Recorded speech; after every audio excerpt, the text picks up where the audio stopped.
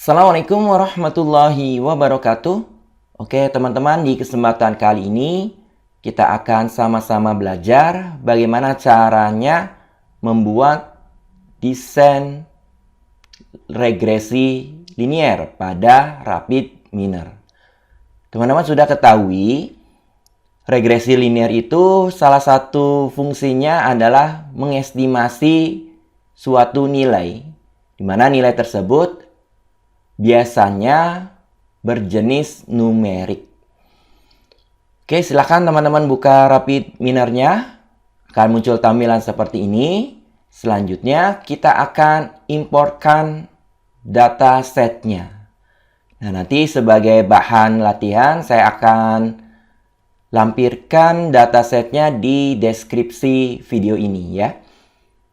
Oke, silakan teman-teman klikkan import. Kemudian My Computer. Selanjutnya teman-teman cari file dataset tersebut. Oke, dataset ya. Kemudian kita akan masukkan terlebih dahulu file yang berjudul heating oil CSV ya, yang ini kita masukkan. Oke, next. Kemudian next lagi. Kemudian pilih tempat untuk menyimpan dataset tersebut. Misalkan di local repository. Klik. Selanjutnya finish. Oke, berhasil ya. Kita importkan ke rapid minernya. Nah, ini datanya seperti ini ya, teman-teman. Kita bisa explore data ini di statistik ya untuk mengetahui tipe datanya, kemudian ada data yang kosong atau tidak, kemudian statistik deskriptifnya juga bisa kita ketahui. Oke, di sini tipenya numerik ya, teman-teman. Dan memang kalau kita perhatikan datanya, semuanya ini adalah bertipe numerik. Jadi tidak perlu kita ubah tipe data tersebut. Oke, selanjutnya teman-teman klikkan desain. Nah, berikutnya kita akan masukkan dataset tersebut ke dalam desainnya. Nah, ini ya datasetnya heating oil. Teman-teman drag, kemudian letakkan di sini. Nah, ini berhasil kita masukkan ke desain. Kemudian, kalau teman-teman ingin melihat data tersebut ya, double klik saja di sini. Kemudian klik run. Nah, nanti akan muncul secara detail data set tersebut. Nah, ini ya. Ada 1218 data. Kemudian di sini belum kita set ada atribut spesialnya atau labelnya, ya masih atribut reguler saja. Kemudian bisa kita lihat statistiknya di sini. Tipe datanya integer, kemudian integer, real, dan integer. Artinya bertipe data numerik ya, teman-teman. Kemudian kita lihat missing datanya tidak ada di sini. Kemudian ini adalah statistik deskriptifnya. Nilai minimum, maksimum, kemudian ada nilai rata-ratanya. Kalau kita perhatikan datanya wajar-wajar saja ya. Tidak ada yang terlalu ekstrim ya, tidak ada outlier ya teman-teman. Oke, kembali ke desain. Sebelum kita lakukan pemodelan dengan menggunakan regresi linier, teman-teman cek dulu ya, apakah atribut-atribut tersebut berpengaruh terhadap labelnya. Nah, untuk labelnya sendiri adalah heating oil ya teman-teman. Nanti ini adalah atribut yang akan kita jadikan label heating oil ini. Kemudian yang lainnya adalah atribut reguler.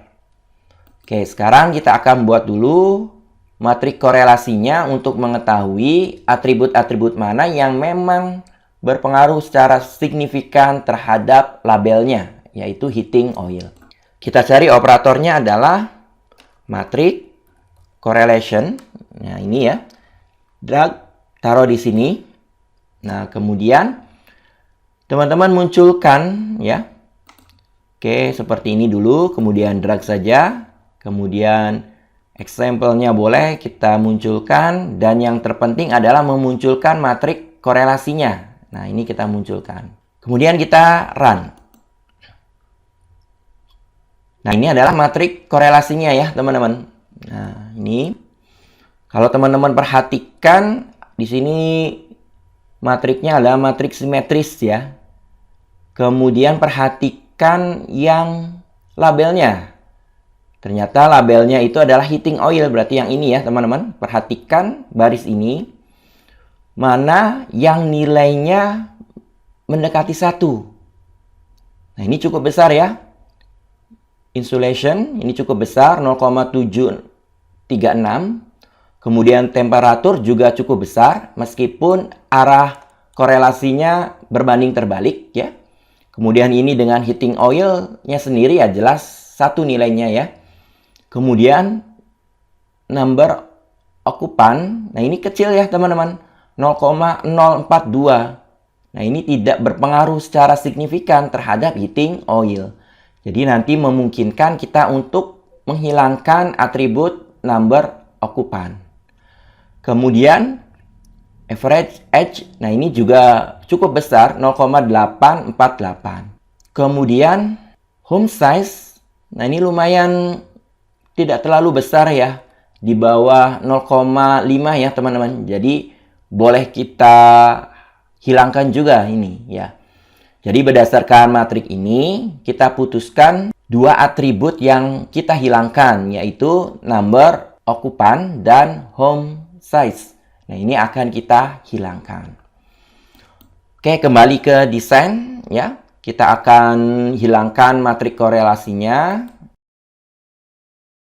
Oke, selanjutnya boleh kita nonaktifkan saja ini matriks korelasi karena kita sudah melihat hasilnya, atau boleh teman-teman delete saja. Oke. Berikutnya, berdasarkan matriks korelasi, kita akan menghilangkan 2 atribut ya. Berarti perlu operator select atribut. Nah, ini select atribut. Kemudian kita hubungkan. Nah, di sini kita akan hilangkan 2 atribut yang tidak ingin kita gunakan. Berarti teman-teman pilih subset ya. Oke, kemudian select atribut. Kemudian kita pilih atribut-atribut yang benar-benar kita gunakan, yaitu average edge, kemudian heating oil, kemudian insulation, kemudian yang terakhir adalah temperatur. Nah, ini adalah atribut-atribut yang akan kita gunakan. Oke, kemudian apply. Kita cek ya, teman-teman. Nah, ini ya. Jadi sudah terseleksi hanya 4 atribut yang kita gunakan. Oke, berikutnya kita akan lakukan set rule untuk mengatur labelnya. Ya, berarti kita gunakan set rule. Oke, yang ini drag. Letakkan di sini. Nah, kita pilih set rule-nya itu untuk memilih label. Labelnya adalah heating oil. Nah, kita ganti target rule-nya adalah label. Nah, seperti ini ya, teman-teman. Oke, selanjutnya kita akan cek. Nah, ini ya, sudah berhasil kita ubah heating oil ini menjadi label. Cirinya adalah berwarna hijau seperti ini. Kembali ke desain. Selanjutnya, kita akan membuat model ya, teman-teman. Yaitu menggunakan regresi linear. Kita cari linear regression ya. Nah, ini kita letakkan di sini. Oke, kemudian kita akan lihat dulu performance dari model yang terbentuk ya, teman-teman. Berarti kita perlu operator apply. model. Oke, letakkan di sini ya. Kemudian kita juga perlu performance. Performance yang regresi ya, yang ini. Oke, letakkan di sini teman-teman. Nah, ini perhatikan teman-teman ya. Jadi semua datasetnya digunakan untuk membuat model dan juga digunakan untuk mengetes model tersebut. Ya, jadi kita tidak perlu operator split ataupun cross validation. Oke, ini modelnya kita arahkan ke sini ya. Kemudian example-nya ke unlabel. Kemudian ini ke lab ya, seperti ini ya teman-teman. Oke, kemudian performance ya. Ini kita hilangkan. Kemudian performance-nya kita munculkan. Nah, kita lihat dulu performance-nya. Kalau sudah seperti ini, silakan teman-teman run. Nah, di sini ternyata RMSE atau root mean square error-nya cukup besar, yaitu 24,911. Nah, berarti model yang diperoleh itu tidak cukup baik, teman-teman. Karena di sini menghasilkan RMSE yang cukup besar, 24,911. Berarti kita harus melihat lagi datasetnya ataupun mengubah algoritma yang digunakan. Nah, untuk kali ini kita akan lihat kembali datasetnya ya. Oke, ternyata di sini datasetnya kita lihat. Kita edit ya, kita lihat di sini. Perlu dilakukan transformasi ya. Kita akan lakukan transformasi menggunakan normalize ya. Oke, kita akan lakukan transformasi teman-teman ya. Berarti di sini normalize. Oke, yang ini ya, normalize, letakkan setelah select attribute. Nah, normalize, teman-teman klik ya. Kemudian pilih semuanya all ya. Kemudian tekan show advanced parameter. Teman-teman pilih yang range transformation. Minimumnya 0, maksimumnya 1. Oke ya, sudah ya. Nah, selanjutnya kita akan coba jalankan, kemudian lihat performance-nya. Nah, ini ya, sudah berkurang ya, teman-teman. Jauh sekali ya perbedaannya dengan model yang sebelumnya. Oke, di sini RMSE-nya adalah 0,133. Nah, ini mendekati 0. Artinya model yang diperoleh ya akan semakin baik kalau nilai RMSE-nya mendekati 0. Oke, berarti model yang diperoleh itu dapat kita gunakan untuk mengestimasi suatu nilai, ya, untuk mengestimasi heating oil, ya teman-teman. Oke ya, cukup jelas ya. Nah, selanjutnya kita akan manfaatkan model yang terbentuk ini untuk mengestimasi heating oil, ya. Kita akan import data terlebih dahulu, ya, import data, kemudian main komputer, kemudian cari data yang akan kita estimasi heating oilnya. Oke, misalkan ini sudah saya sediakan heating oil marketing ya. Nah, ini adalah data konsumen ya, meliputi insulation, temperatur, number okupan, kemudian rata-rata umur, kemudian ukuran rumah, tetapi di sini tidak ada heating oilnya. Nah, nanti akan kita estimasi nilai heating oilnya berdasarkan nilai-nilai ini. Oke, kita masukkan dulu ya teman-teman. Oke, seperti ini. Nah, ini ya nilainya seperti ini tanpa ada heating oil. Karena heating oil-nya akan kita estimasi dengan menggunakan model yang sudah kita peroleh. Oke, selanjutnya kita akan masukkan dataset yang akan kita estimasi. Namanya tadi adalah heating oil marketing. Ini teman-teman masukkan seperti ini. Kemudian kita juga perlu select atribut ya, karena tidak semua atribut digunakan di dalam model yang sudah kita bentuk ya, teman-teman. Berarti di sini select atribut. Nah, kemudian kita hubungkan, kita pilih atribut yang digunakan. Subset, kemudian pilih atributnya yang digunakan adalah rata-rata umur, kemudian insulation, kemudian temperatur, ya. Oke, seperti ini, kemudian apply. Oke, teman-teman, cukup jelas ya sampai sini.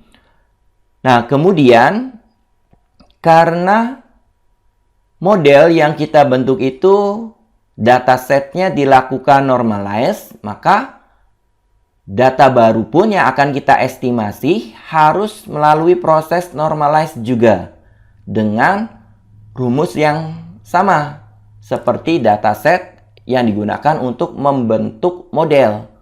Nah, berarti di sini kita akan normalize dengan memanfaatkan normalize yang ini, ya, tidak membuat normalize yang baru. Berarti teman-teman perlu apply model.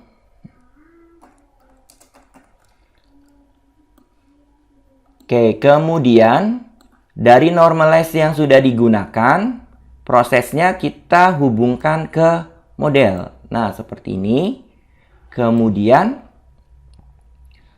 X-nya ke unlabel. Nah, seperti ini ya, teman-teman. Oke, kalau sudah, dataset yang akan kita estimasi itu kita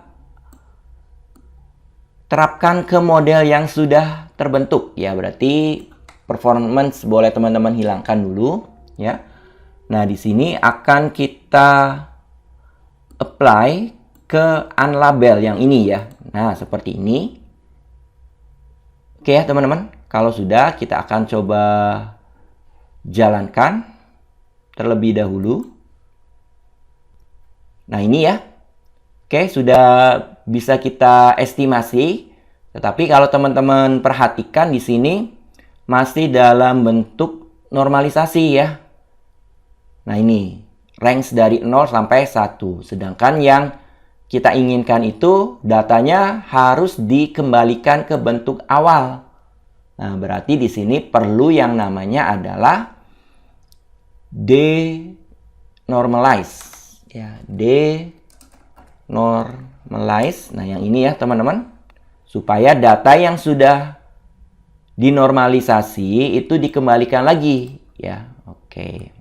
Oke, selanjutnya kita juga perlu apply model lagi, ya. Apply model.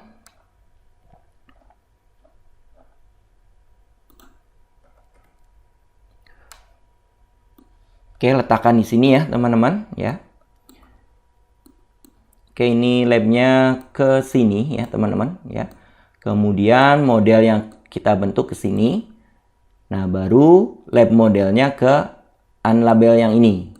Nah, seperti ini. Selanjutnya kita keluarkan yang ini ya. Kemudian model regresinya kita akan keluarkan juga supaya kita mengetahui persamaan regresi yang sudah terbentuk. Oke, kalau sudah seperti ini, ada satu hal yang jangan terlewat ya, teman-teman. Teman-teman klik di denormalize, kemudian di sini checklist denormalize prediction. Ya, supaya hasil prediksinya itu akan kita kembalikan ke nilai awalnya, ya. Oke, kalau sudah seperti ini, silakan teman-teman jalankan, run. Nah, yang di sini diperoleh persamaan regresinya ya, teman-teman. Nah, ini koefisien interceptnya, kemudian berikutnya adalah koefisien untuk rata-rata umur, berikutnya adalah koefisien untuk temperatur, berikutnya adalah koefisien untuk insulation. Kalau kita lihat nilai signifikannya atau p-value-nya di bawah 0,05 ya. Artinya memang berpengaruh secara signifikan. Jadi boleh kita gunakan persamaan regresi tersebut. Nah, ini ya teman-teman, bentuk persamaan regresinya. Kemudian kalau teman-teman ingin mengetahui hasil estimasi, lihat di sini, apply model. Nah, ini ya teman-teman. Jadi ketika si klien atau customer insulation-nya 6, kemudian temperaturnya adalah 74, kemudian rata-rata umur penghuninya adalah 23,8, maka heating oil-nya itu akan diprediksi 148,9. Nah, ini untuk klien dengan data yang seperti ini diperoleh, hasil estimasi heating oil-nya seperti ini, dan seterusnya. Oke ya teman-teman. Jadi itulah cara bagaimana kita membuat model regresi linier dengan menerapkan transformasi normalize. Kemudian model yang kita peroleh itu kita manfaatkan, kita gunakan untuk mengestimasi labelnya. Nah, tetapi teman-teman harus pahami ada normalize sehingga prosesnya itu untuk data yang baru harus melalui proses normalize juga. Kemudian terakhir harus dikembalikan ke format data awalnya. Ya, jadi bukan dalam bentuk nilai yang sudah tertransformasi, tetapi dikembalikan lagi ke data awalnya. Nah, contohnya tadi ya teman-teman. Nah, seperti ini. Kalau teman-teman tidak gunakan denormalize, maka nilai yang diperoleh itu range antara 0 sampai 1. Ya, jadi tidak bisa kita langsung manfaatkan, ya, tidak bisa kita langsung interpretasikan seperti apa. Oke, mudah-mudahan apa yang saya sampaikan pada video kali ini dapat bermanfaat serta mudah untuk dipahami. Saya akhiri. Wassalamualaikum warahmatullahi wabarakatuh.